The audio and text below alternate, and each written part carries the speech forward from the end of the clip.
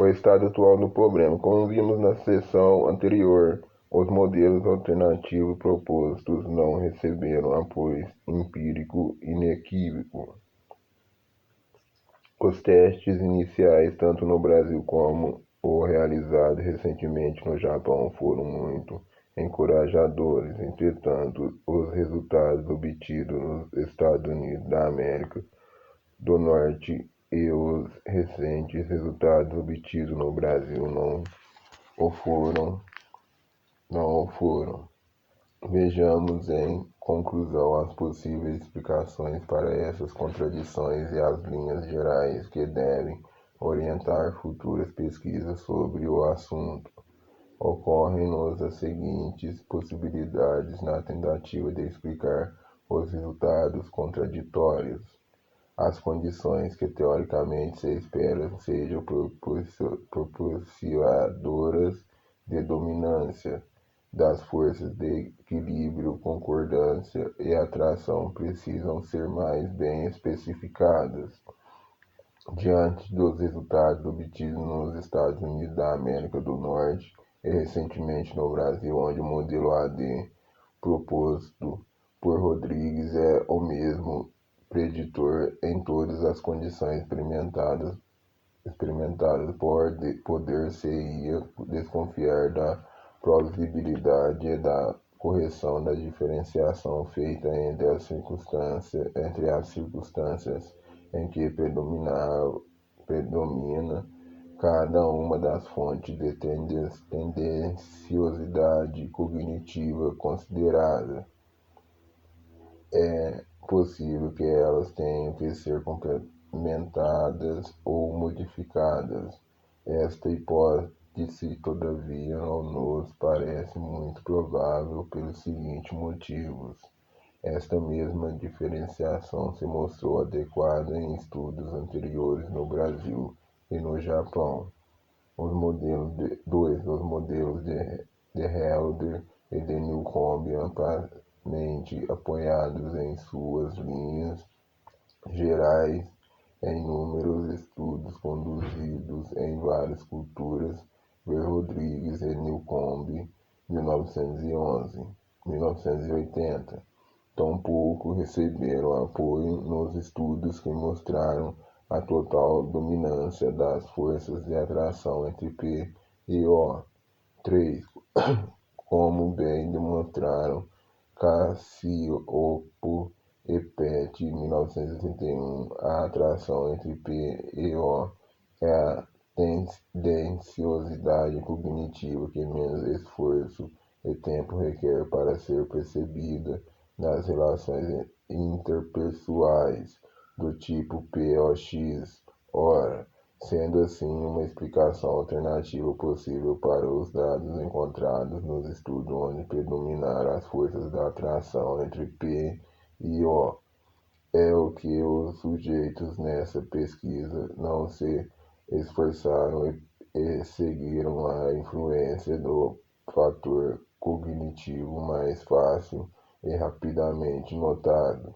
Esta hipótese torna-se ainda mais plausível quando se leva em conta a pouca disposição dos sujeitos universitários atualmente em colaborar na coleta de dados, demonstrando pouca disposição, uma certa apatia ou mesmo hostilidade entre as solicitações do experimentador no sentido de que se comportem de forma honesta, autêntica, séria e dedicada.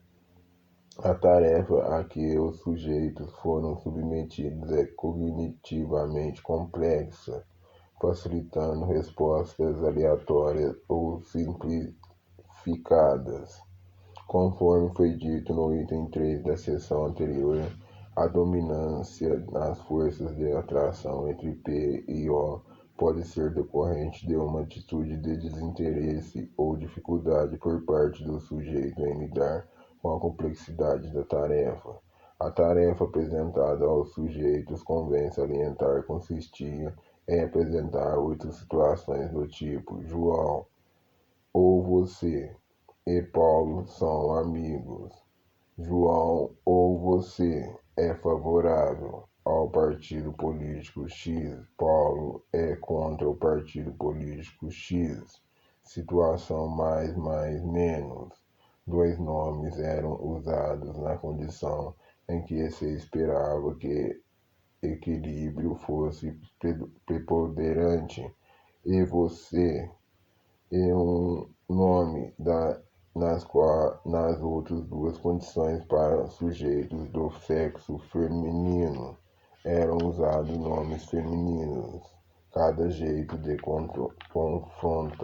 se confrontava com 8 situações interpessoais desse tipo e deveria ordená-las de acordo com o critério conhecido coerência, quando o equilíbrio fosse dominante e a agradabilidade da situação nas outras duas condições.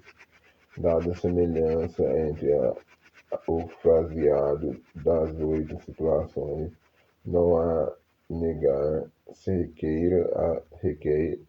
requeira a tarefa um certo esforço mental de compreensão, discriminação e decisão. Ademais, a ordenação das tríades, embora ensinada nas instruções, parece que nem sempre foi bem entendida pelos sujeitos, constituindo um ônus cognitivo adicional.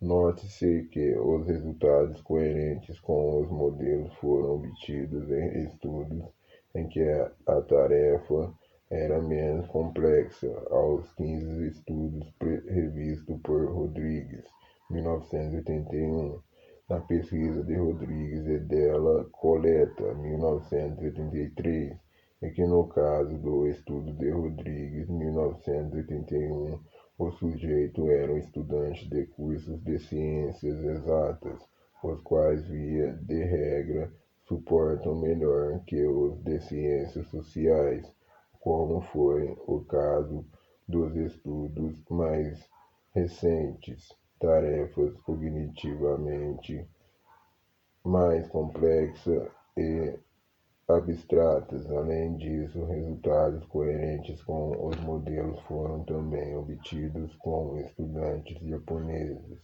cuja disciplina, elevado nível intelectual e seriedade nos trabalhos são notórios e universalmente reconhecidos. Tudo isso nos inclina a admitir como muito plausível a hipótese de que os resultados inesperados se devam à incapacidade ou falta de vontade do sujeito destes estudos de enfrentar séria e eficientemente a tarefa que lhes foi apresentada. Fatores associados ao momento histórico, cultural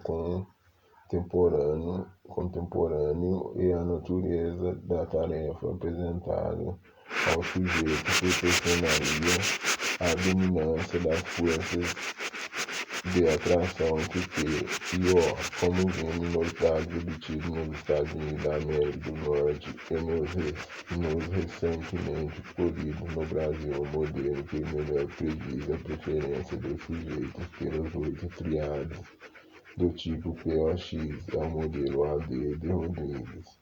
Como em ambos os casos, os sujeitos foram solicitados a hierarquizar triades envolvendo duas pessoas e suas atitudes pró ou contra um determinado partido político. É possível que uma dominante tendência ao pluralismo, ao não dogmatismo, à abertura de mentalidade e ao não radicalismo que se nota de um modo geral nas culturas norte-americana e brasileira de nossos dias, possam explicar a clara dominância das forças de atração entre P e O sobre as de equilíbrio e as de concordância nos estudos citados. Esta hipótese constitui mera especulação, dependendo de outros indicadores para tornar-se mais plausível e merecer testes específicos para sua validação. Trata-se de uma conjectura a posteriori uma tentativa de tornar inteligíveis os resultados inesperados deste último estudo.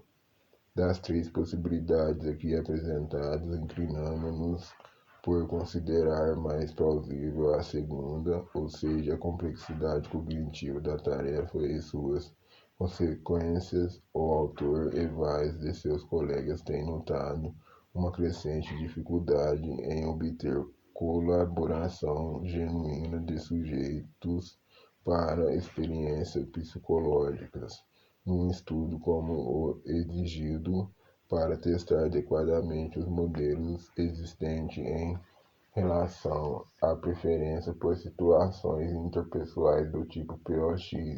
É indispensável essa colaboração. Pesquisas futuras deverão procurar motivar mais o sujeito a participar com seriedade destes estudos e deverão propor tarefas cognitivamente menos complexas. Uma palavra final. Ao terminar esta visão retrospectiva do projeto de pesquisa desenvolvido nos últimos 6 anos pelo autor na busca de modelos alternativos ao princípio do equilíbrio de Wilder e a revisão proposta por Newcomb, modelos estes destinados a um melhor entendimento da dinâmica das relações interpessoais que envolve duas pessoas e um objetivo atitudinal. Convém um breve comentário sobre um ponto que anos atrás não era relevante e nem sequer mencionado, mas que nos dias de hoje em nossa cultura é preciso ser abordado. Para que serve tudo isto? O autor já teve a oportunidade de manifestar-se várias vezes sobre a importância da pesquisa básica em psicologia social. Por exemplo, Rodrigues, 1970, 1979, 1981, 1985. Outros autores, por exemplo, Underwood, 1957, Schlenker, 1974, Harvey e Smith, 1977, também o fizeram com propriedade e eloquência suficientes. O Zeitgeist contemporâneo, todavia, insiste na abordagem de um pouco que nas ciências naturais é pacífico e aceito por todos. Ver, por exemplo, o excelente artigo de Nussenzeiger, 1983, O Princípio do Equilíbrio, como o demonstraram Rodrigues e Newcomb, 1980, está na base de uma série de fenômenos psicossociais, tais como atração interpessoal, percepção social, atribuição de casualidade, formação de grupos, comunicação social, formação e mudança de atitudes, etc. Ora, como já foi também demonstrado a exaustão, por exemplo, Newcomb, 1968, Rodrigues, 1965, 1966, 1967, 1968, Rodrigues e Newcomb, 1980. O princípio do equilíbrio não recebe equívoco apoio empírico em todos os seus aspectos, mas especialmente embora o princípio do equilíbrio tenha inegável influência no melhor entendimento da dinâmica das relações interpessoais do tipo POX, ele não é suficiente para explicá-la totalmente nem aplica de forma uniforme e todas as circunstâncias de quais estas relações interpessoais podem ocorrer. Urge, pois, que se procure especificar as condições em que ele mais adequadamente se aplica e aquelas em que outras fontes de tendenciosidade cognitiva são mais influentes. Sem este esclarecimento, o estudo dos tópicos acima listados como exemplos de situações sociais relevantes nas quais o princípio do equilíbrio proposto por Herder está subjacente, será necessariamente prejudicado. Para o autor, isto é suficiente para justificar os esforços até aqui dependidos e outros mais que se seguirão no futuro. Somente uma busca incessantemente do saber poderá iluminar uma praxis consciente e racional e não puramente amadoresca e ideológica. Só assim a ciência e a tecnologia sociais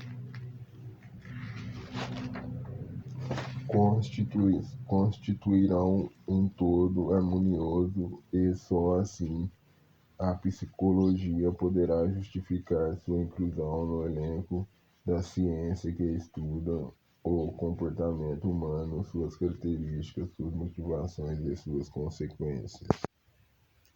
Alterações nos estados subjetivos de pessoas idosas em decorrência da audição musical. ALEP como instrumento de pesquisa. Maria Regina Conceição de Souza, Cecília Camacho e Sandra Tavares. Resume, esse trabalho investigou através de uma lista de estados presentes LEP brasileira, mudança nos estados de ânimo de pessoas idosas detectadas depois de um período de audição musical.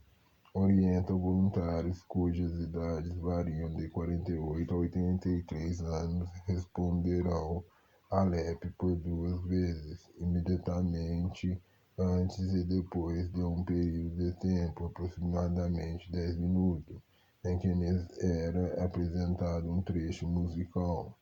Um grupo ouviu um trecho de Brahms e outro grupo um trecho de Tchaikovsky. Um grupo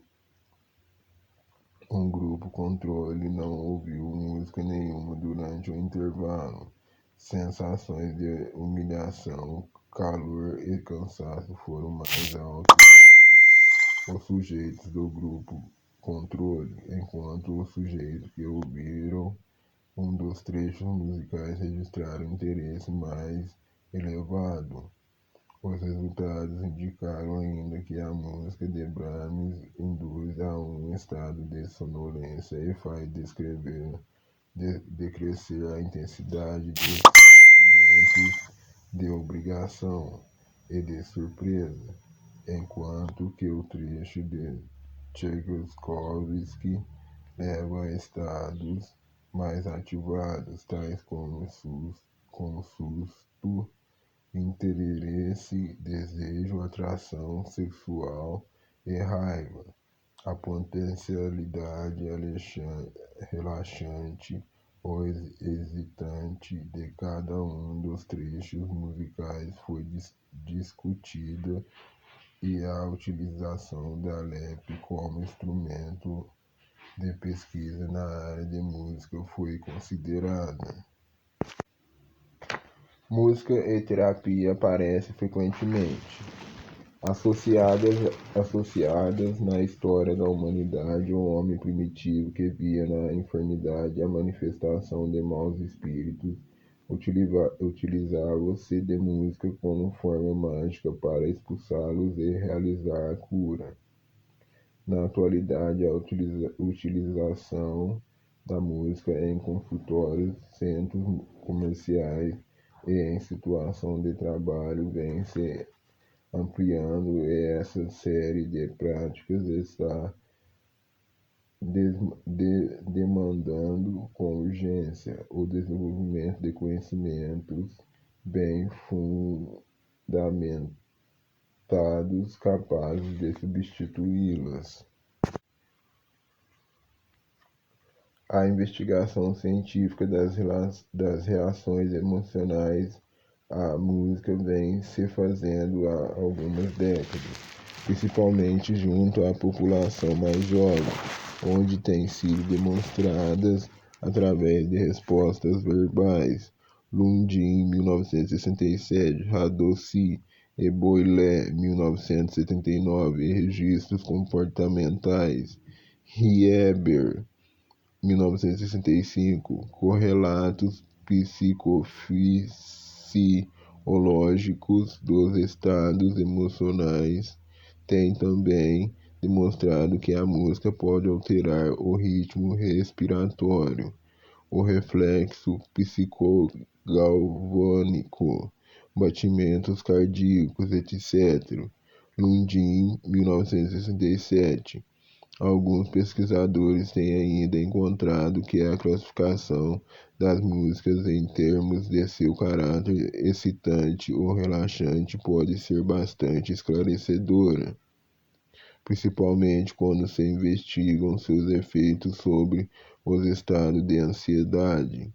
Fischer e Greenberg, 1972, Estor de Mire, 1975. A música relaxante, de acordo com as especificações de Gaston, 1968, e de Fischer e Greenberg, 1972, tende a diminuir ou suavizar a atividade física e possivelmente aumentar a atividade contemplativa dos indivíduos. É caracterizada por andamentos lentos, suaves, legatos, apresenta harmonia simples e variações leves na dinâmica musical, enquanto que os tempos ligeiros, as melodias executadas em aquicatos, as harmonias complexas e dissonantes e mudanças repentinas tendem a incrementar a atividade física e possivelmente reduzir a atividade mental.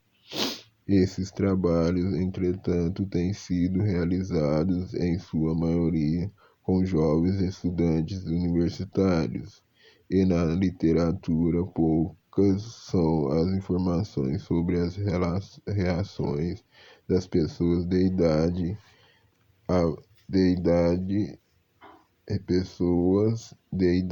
à música.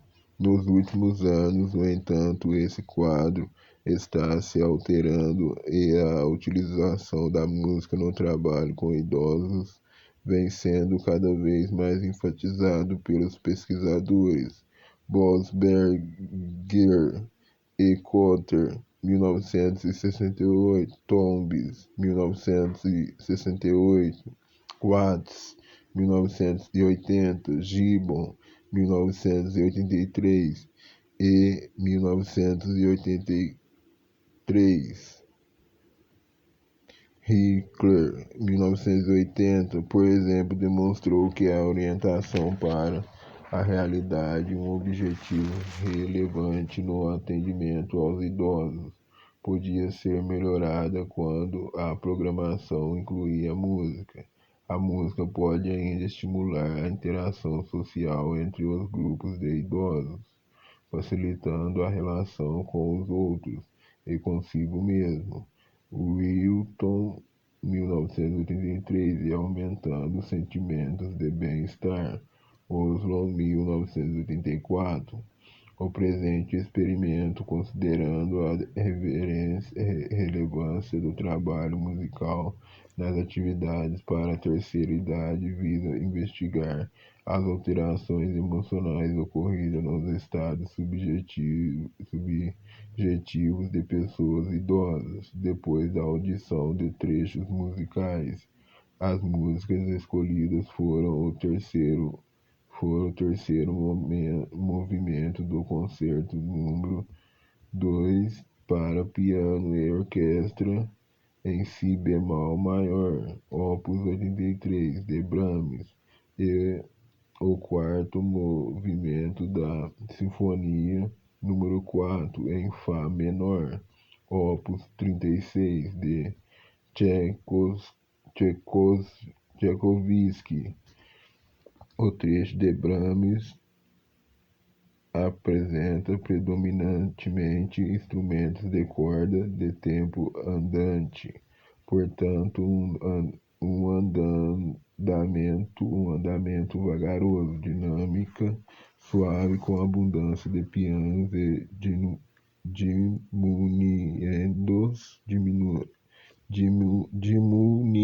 diminuendos, enquanto que no trecho de Tchaikovsky predominam os fortes e fortíssimos. A velocidade é rápida, muito movimentação com alternâncias de frases vibrantes, instrumentos de sopro e percussão, principalmente no trecho final, caracterizado como Allegro com fogo. A seleção desses dois trechos foi desta forma estabelecida por se considerar que apresentam algumas diferenças marcantes em termos de andamento, dinâmica, volume e instrumentos presentes nas execuções, embora guardem semelhanças quanto ao estilo romântico de ambos. Evans, 1959, Carpels, 1967.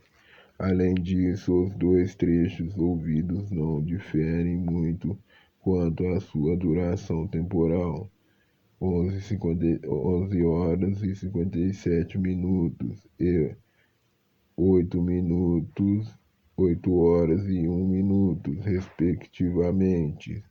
A mensuração das mudanças nos estados subjetivos dos sujeitos sob a influência dos trechos musicais foi realizada através da lista de estados presentes, LEP de Engelmann, 1984, na literatura listas de estados emocionais como a MOD Addictive Checklist de Knowles têm sido empregadas na investigação das reações emocionais à música.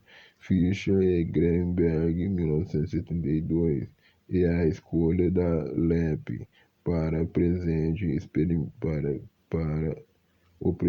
experimento deriva do fato de ser ela um instrumento, talvez o único nesse gênero, desenvolvido com dados da população brasileira. A LEP caracteriza-se por ser um instrumento para a mensuração de estados submen no prelo, não tendo especificidade como indicador. Subjetivos, caracteriza-se por ser um instrumento para mensuração de estados subjetivos ou de sua alteração em várias situações clínicas e experimentos angenais. A música. Desta forma, o presente experimento constitui também uma primeira tentativa de teste de sua aplicabilidade no terreno das investigações dos aspectos afetivos da audição musical. Em 1984, Engelmann demonstrara a utilidade da LEP para avaliar os estados subjetivos dos sujeitos depois que estes assistiram a um filme Humberto de Vittorio De Sica, 1951. Esse filme, cujo enredo mostra a falta de atendimento às pessoas idosas, provocou aumento nas respostas. Sinto piedade, estou com raiva, estou com ódio, estou de mau humor, sinto pena, sinto ódio, e diminuição nas respostas. Sinto curiosidade, sinto-me empolgado, sinto-me relaxado, sinto uma atração sexual, estou contente, sinto prazer, estou feliz, estou com calor e sinto ciúme. Nesse trabalho, contudo, Egeu-Men, 1984, empregou a LEP sob uma forma prévia em que ainda constavam 132 locuções LEP longa. A proposição final da LEP reúne 40 locuções apresentadas sob duas formas alternativas, forma A e forma B. A forma A apresenta diante de cada locução uma escala de 4 intervalos, onde o sujeito deve assinalar com qual intensidade aquele estado subjetivo estaria presente para ele naquele momento: forte, mais ou menos, fraco ou nada. A forma B, além de permitir, como a forma A, avaliar da intensidade de cada estado, também possibilita a indicação da existência do sentimento contrário àquele estado, introduz a polaridade. A forma B A forma B apresenta então, diante de cada tema das 40 locuções, uma escala com 7 intervalos. Egeu-Men no prelo. Como ambas as formas demonstraram ser equivalentes para avaliação dos estados presentes, como os questionários com escala de intervalos. Forma B, oxigênio o dobro de tempo para respostas do que a lista com a escala de 4 intervalos. Forma A, Egeu-Men no preço. Esta última foi escolhida para ser utilizada no presente experimento por motivos de ordem prática. Método: sujeitos.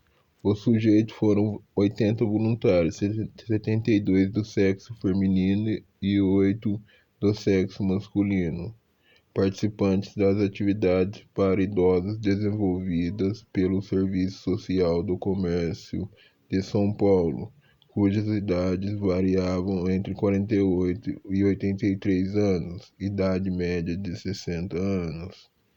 Material: os trechos musicais extraídos de discos foram reproduzidos em fita cassete, através de um conjunto gradiente composto por um toca-disco, belt drive semi-alto, Tumblr People B20 acoplado a um gravador estéreo cassete Beck modelo DC3700 e a um amplificador modelo 166.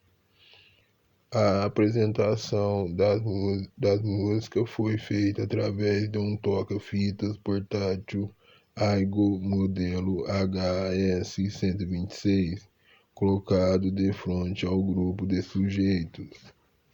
Procedimento: os sujeitos foram divididos em três grupos. Um deles, 33 sujeitos, foi submetido à audição do trecho de Tchaikovsky. O outro, 27 sujeitos, foi submetido à audição de Brahms. O terceiro, o grupo controle, 20 sujeitos, não ouviu música durante o experimento. Cada grupo de sujeitos passou em conjunto por uma sessão experimental que consistia em: depois de acomodados no ambiente experimental, o sujeito recebia as instruções e respondia à lente.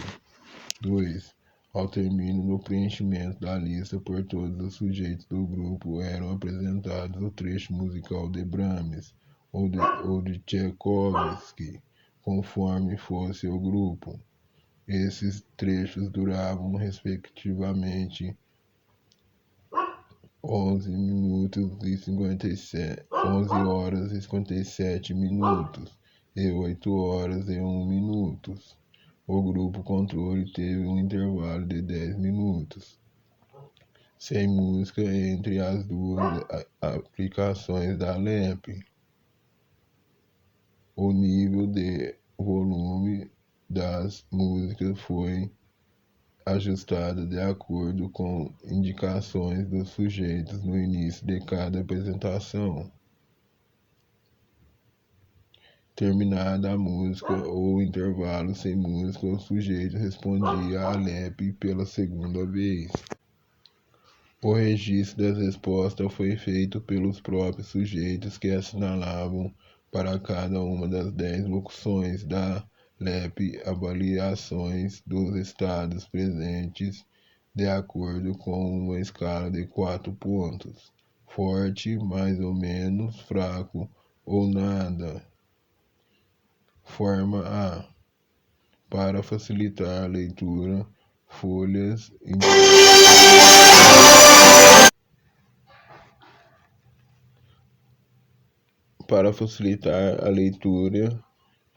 individuais, conteúdo. As locuções da LEP foram datilografadas em letras maiúsculas e distribuídas aos sujeitos. A este foi garantido o anonimato. O experimento foi realizado em salas pertencentes às sedes Dr. Vila Nova e Pompeia do SESC de São Paulo. A sessão experimental durava aproximadamente 60 minutos. Resultados: cada uma das 40 locuções da LEP foi analisada separadamente devido à independência que guardavam entre si. Em Jalmain, 1984, uma primeira comparação foi feita com os resultados de cada grupo experimental na situação primeira avaliação e pós-música. Segunda avaliação, de acordo com o teste de Wilcoxon, com um índice de significância de 5%. Os resultados dessa comparação estão indicados na tabela 1. A música de Brahms teve o efeito de aumentar significativamente as notas atribuídas à locução "estou com sono" e diminuir significativamente as avaliações de "sinto-me surpreso", "sinto uma obrigação" e "acho algo gozado". A música de Tchaikovsky teve o efeito de aumentar as avaliações atribuídas à locução "sinto raiva". No grupo controle, nenhuma das locuções sofreu alterações do pré para o pós-música, com exceção de "sinto um alívio", que teve notas mais baixas na segunda avaliação. Embora dentro de cada um dos 3 grupos não houvesse ocorrido mudança significativa do pré para o pós-música em nenhuma outra locução, uma análise adicional no sentido de comparar os resultados das 3 condições experimentais entre si pode ser esclarecedora. Comparações entre os 3 grupos foram realizadas através da análise de variância por postos de Kruskal-Wallis, e a comparação dos grupos 2 a 2 foi feita através do teste Mann-Whitney. O índice de significância empregado foi também de 5%. As locuções em que aparecem diferenças significativas entre os 3 grupos encontram-se na tabela 2. Em algumas diferenças não existem no pré-música, passam a existir no pós-música. Em algumas dessas locuções, os sujeitos que ouviram música passam a se diferenciar dos que não ouviram. Sujeitos do grupo controle avaliam com notas mais altas estas tais como: acho algo gozado, sinto-me humilhado, estou com calor e estou cansado, enquanto que as notas mais altas para a locução sinto-me interessado são dos sujeitos que ouviram música. As locuções estou com sono, sinto um desejo e sinto raiva também apresentam diferenças significativas nas avaliações pós-música dos três grupos.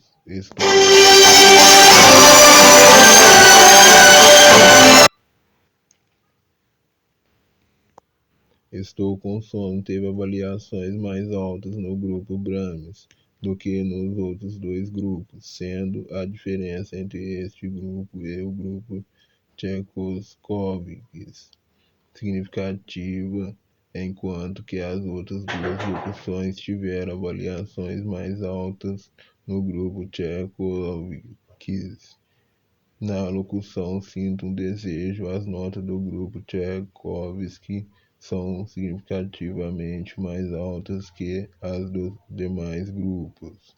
E na locução sinto raiva, as notas deste grupo são significativamente mais altas que as do grupo Brahms.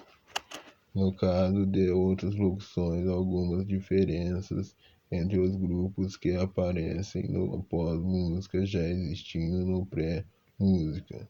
Neste caso, estão as locuções acabo de levar um susto e sinto atração sexual por alguém. É interessante notar, entretanto, que as diferenças pré-música quanto à locução acabo de levar um susto são devidas às avaliações significativas mais elevadas do grupo controle, enquanto que no pós-música a diferença detectada deve ser ao fato de ser avaliado do grupo Tchaikovsky significativamente maiores que o grupo do que o grupo que é significativamente maiores que as do grupo Brahms. Da mesma forma, a locução sinto atração sexual por alguém apresenta-se no pré-música, com avaliações significativamente mais altas no grupo controle que nos outros dois grupos, enquanto que no pós-música as avaliações do grupo Tchaikovsky aproximaram-se mais das do grupo controle, fazendo com que as avaliações desses dois grupos passem a ser diferenciado do grupo Brahms. Nas locuções sinto-me orgulhoso, sinto saudade de alguém e sinto uma necessidade. Diferenças persistentes entre grupos desaparecem após o tratamento experimental. Discussão. Os resultados do presente experimento indicam que os estados subjetivos de pessoas idosas podem se alterar em decorrência da audição de música. Esse fato é também sugerido por outros pesquisadores que têm enfatizado a utilidade terapêutica da música no trabalho com idosos. Wilton, 1983, Waslow, 1984. O fato de ter ouvido seja a de Brahms ou a de Tchaikovsky diferenciou esses sujeitos daqueles do grupo controle, em termos de vários estados presentes. É interessante notar que sensações de humilhação, calor e cansaço são mais fortes nos sujeitos que não ouviram música, enquanto que o interesse mais alto entre os sujeitos que ouviram um dos dois trechos musicais. Por outro lado, alguns estados presentes parecem ter sido afetados diferencialmente pelos dois trechos musicais ouvidos.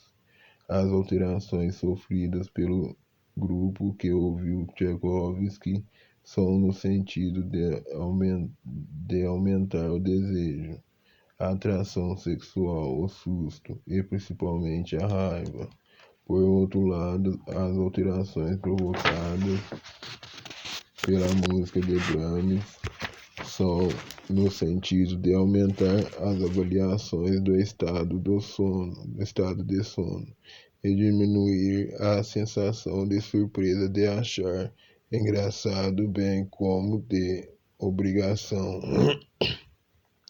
Como já foi amplamente demonstrado por outros pesquisadores, certas características musicais como tempo, altura, volume, modo, maior ou menor, ritmo, etc., podem influenciar as qualidades emocionais da música percebida pelos sujeitos. Hebner, 1936, Ludin, 1967, Edin, 1972, Radossi e Boyle, 1979. Pesquisas realizadas com pacientes geriátricos têm concluído que estes demonstram nítida preferência por música suave com baixo volume. Riegler, 1980, com andamentos lentos e moderados e por composições onde predominam instrumentos de corda ao invés dos de cobre ou de percussão. Boxberger e Coulter, 1968. Nesse sentido, as reações de raiva à música de Tchaikovsky podem estar relacionadas às características fogosas, vibrantes e rápidas desse trecho ouvido. No presente experimento, as tendências das respostas às músicas de Brahms e de Tchaikovsky parecem ter também polaridades diferentes sob alguns aspectos. Esses efeitos diferem das duas músicas talvez possam ser interpretadas em termos de classificação de música excitante e música relaxante, atualmente muito comum na literatura, principalmente naquela interessada nos efeitos da música sobre os estados de ansiedade. Eldefeller e Zinn, 1962, Fischer e Greenberg, 1972, Mezzano e Bruetter, 1974, Stoudemire, 1975, de acordo com as características apontadas na literatura. Gaston, 1968, Fischer e Greenberg, 1972, o trecho de Brahms pode pertencer à categoria de música relaxante, enquanto que no trecho de Tchaikovsky, algumas características que tendem a tornar a música excitante parecem estar presentes. De acordo com nossos resultados, podemos também considerar o trecho de Brahms apresentado ao sujeito como tendo sido menos ativador, mais relaxante, por induzir ao sono e diminuir a ativação dos sentimentos de obrigação. A surpresa no mesmo raciocínio, o trecho de Tchaikovsky poderia ter levado à ativação representada aqui por aumento de desejo, ativação sexual, interesse e também a estados de susto e raiva. Em síntese, a partir dos dados obtidos no presente experimento, algumas conclusões podem ser apontadas. A audição de música pode provocar alterações nos estados subjetivos de pessoas idosas, podendo ainda essas influências ser diferentes de uma música para outra. Os trechos de Brahms e Tchaikovsky apresentados ao sujeito dessa pesquisa podem ser considerados exemplos de música relaxante e excitante, respectivamente, quanto à reação das pessoas idosas. Além disso, pode-se concluir que respostas afetivas à música são passíveis de serem estudadas através da LEP de Engelmann, 1984. Alguns estados presentes são mais facilmente influenciados pela música que outros em uma população idosa. O LEP pode discriminar estados presentes diferentes associados a diferentes trechos musicais na população estudada. Como instrumento para pesquisas futuras, sugerimos que a forma B da LEP é preferível à forma A, utilizada no presente trabalho, pois na forma B, a avaliação dos estados presentes e seus contrários é feita através de uma escala de 7 pontos, o que permite, portanto, maior riqueza de informação do que a forma A com 4 pontos na escala. A forma A, pela sua praticabilidade, poderá talvez ser melhor aproveitada na avaliação clínica.